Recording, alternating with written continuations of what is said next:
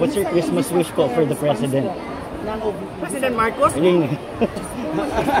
Ba tayo kay President Marcos? Wala po talaga. Yes, okay lang ako. Nandito kami sa Negros Occidental ngayon para ihatid yung mga tulong para sa naapektuhan ng bagyong Kino. So, meron kami 7 areas dito sa Negros Occidental na pumuntahan ngayong araw na ito para kausapin yung mga tao, ipaalala sa mga tao kung ano yung mga dapat natin gawin sa panahon ng disaster at sakuna at ihatid yung mga relief.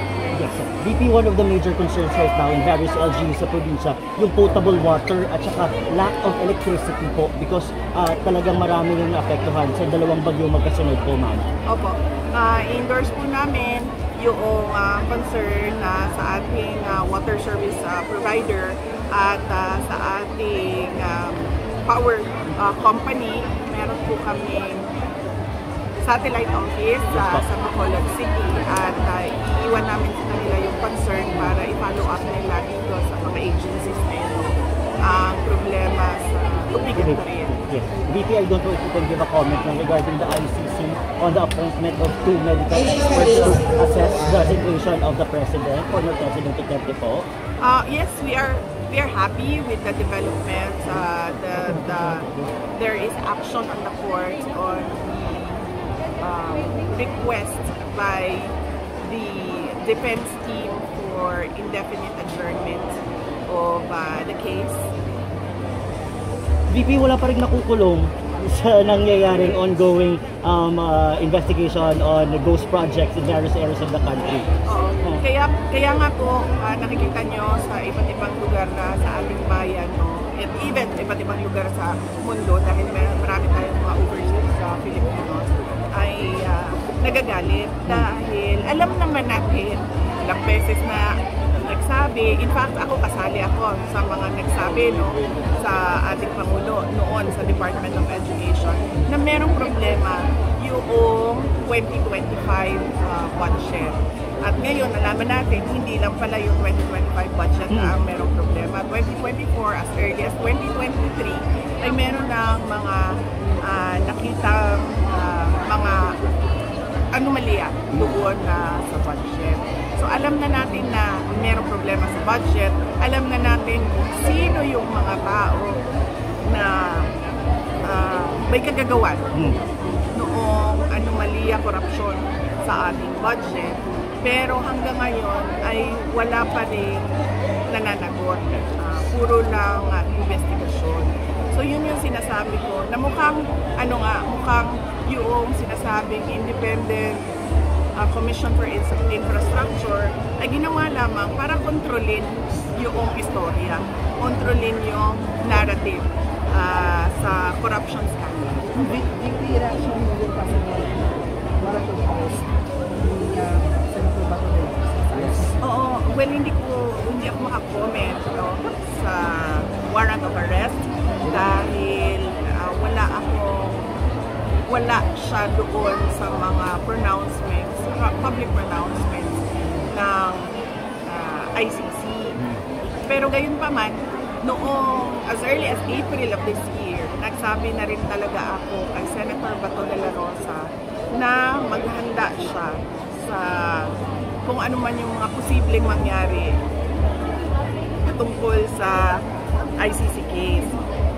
At ang sinabi ko sa kanya din na ang paghahanda niya magsisimula sa pagpili niya ng isang international law expert at merong experience sa ICC na abogado para nabibigyan siya ng advice kung ano yung mga dapat niyang gawin. Di ba may investigation na yun sa mga Cebu province, mga mayors, mga officials doon? Kasi nakalib sila during the kasagsagan ng Bagyong Kino and Bagyong Makuman. Any reaction po? Antayin natin, no? Yes. Antayin natin, no, kung ano yung aksyon ng Department of Interior and Local Government dahil ito yung ahensya na kung saan under ang ating, nakapailalim ang ating mga local government officials. So dapat meron silang saktong sagot, no, kung bakit wala sila doon sa kanilang area of responsibility noong bagyo. Lalo pati pag ikaw ay governor or mayor, ikaw yung local chief executive. Ibig sabihin nun, ikaw yung head ng disaster council. So, kasama doon sa trabaho mo yung paghahanda ng disaster council at kung ano man yung responsibilities. Vice, yung reaction ng grupo mo, yung pagtuwa kasi nito Bato, what is your reaction regarding with that? Yung reaction ng grupo natin, hindi pinaban, what is the reaction ng yung sa warrant of arrest kay Senator Bato de la Rosa. Hindi kasi po ako member ng PDP Laban. So, hindi ko alam kung ano yung aksyon ng partido, ng PDP. Pero noong narinig ko yung chismis na gano'n nga at may lumabas sa balita na meron tayong mga opisyal dito sa ating bayan na nagsasabi na merong warrant of arrest, ay minessage ko siya at nakausap ko ang kanyang anak, nakausap ko si Maki de la Rosa at sinabi ko kay Maki na kung interesado man si Senator Bato de la Rosa ng abogado ay meron na kung ma-recommend sa kanya na isang British Council doon based sa England yung international law. VP, sabi nila po na financial na kayo nito at ni Chavit Simpson sa disabilitation plaque sa government and reaction. Kasi yung mga ganyan na kung napapansin nyo, ako ay hindi talaga ako nagbibigay ng mga aligasyon kung wala akong ebidensya. No. So, yung mga ganyan, kapag meron kang aligasyon, wala kang ebidensya, ang tawag dyan ay chismis o ang tawag sa iyo ay chismosa. VP, sabi din ng Akbayan Party List na nagsabot na sila sa Office of the Ombudsman ng request sa SALN ng Presidente at Vice President. Are you willing to disclose your SALN? Nandun naman na yung request at ang ine-expect ko ay ibibigay sa kanila ng ombudsman dahil kasama naman yan sa narrative ng mga yellow, ng mga pink, ng akbayan, ng makabayan at ng Marcos administration yung paghahabol sa akin. In fact, doon sa impeachment complaint, makikita nyo na isa doon sa articles of impeachment ay ang aking SALN. So, hindi mahirap sa kanila na kunin yung SALN. Ano sa FPRD, kailan turing na po siya? At kailan ka babalik doon sa mga?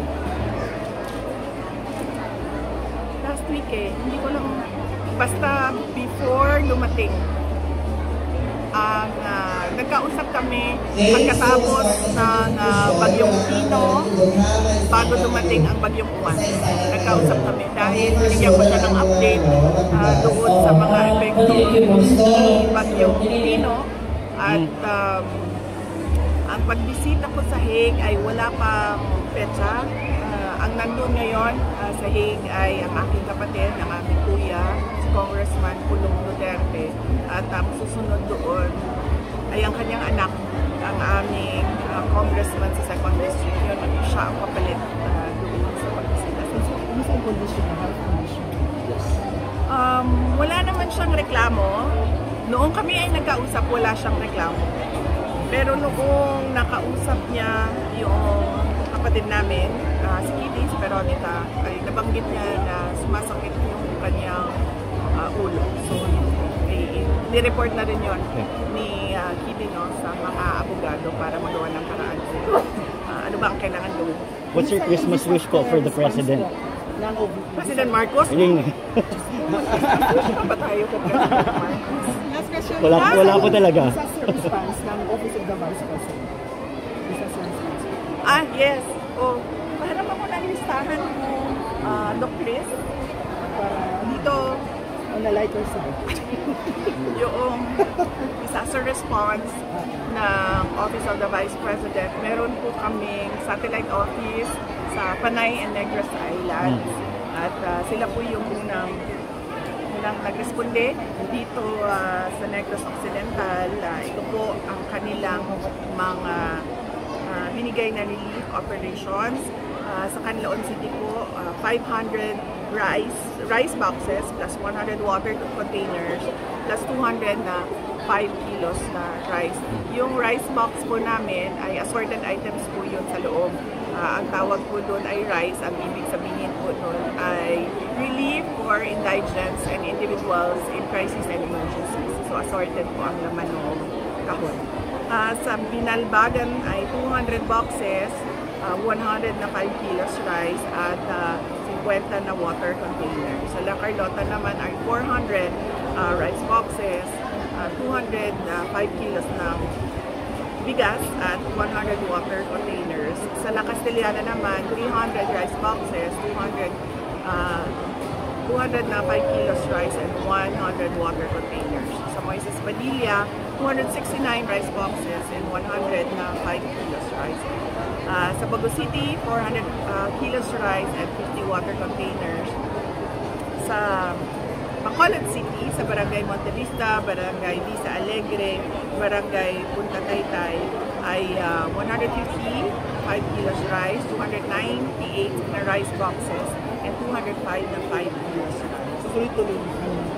Buong araw ngayon ay iikutin namin yung mga lugar na apektado sa bagyong. And also, VP, recently lang yung ICI, pumunta ng Davao City. Nag-inspection ng flood control. Ito ano VP, ano yung reaction sa district, sa First District? Opo, nag-aantay tayo na merong managot, no, sa mga budget insertions, sa mga ghost projects, sa mga substandard projects, and sa mga unfinished projects. Dahil alam naman natin, no, na